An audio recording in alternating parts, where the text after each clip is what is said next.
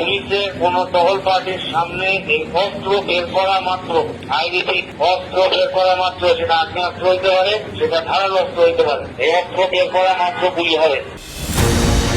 অস্ত্রধারীদের দেখা মাত্র গুলি করতে পুলিশ সদস্যদের নির্দেশ দেন চট্টগ্রাম মেট্রোপলিটন পুলিশের কমিশনার হাসিব আজিজ। ওয়াকিটকি ব্যবহার করে এমন নির্দেশনা দেয়া হলেও তা ছড়িয়ে পড়ে সব জায়গায়।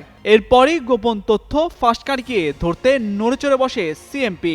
গ্রেপ্তার হন পুলিশ কনস্টেবল অমিত দাস।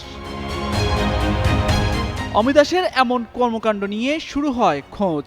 বেরিয়ে আসে চাঞ্চল্যকর তথ্য।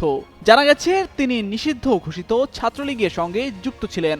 সামাজিক যোগাযোগ মাধ্যমে পটিয়ার সাবেক সংসদ সদস্য শামসুল হক চৌধুরী ও মোতাহারুল ইসলাম চৌধুরী, চট্টগ্রাম দক্ষিণ জেলা আওয়ামী লীগের সাবেক সভাপতি ও সংসদ সদস্য প্রয়াত মুসলিম উদ্দিন আহমেদ এবং চট্টগ্রাম সিটি কর্পোরেশনের সাবেক মেয়র আজম নাসির উদ্দিনের সঙ্গে তার ঘনিষ্ঠ ছবি রয়েছে।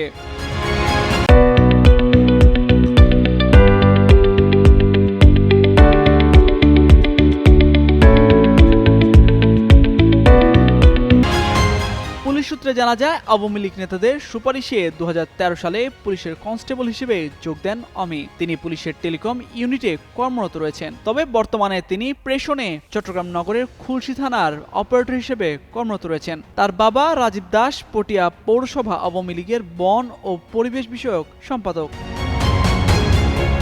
চট্টগ্রাম মেট্রোপলিটন পুলিশের এক ঊর্ধ্বতন কর্মকর্তাও ওই পুলিশ কনস্টেবলের পরিচয় নিশ্চিত করেছেন।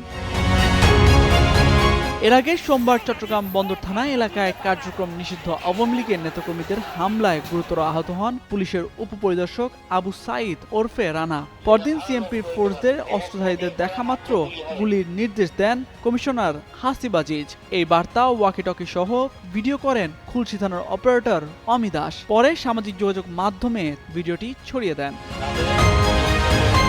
তামজিদ মির্জা, যুগান্তর নিউজ।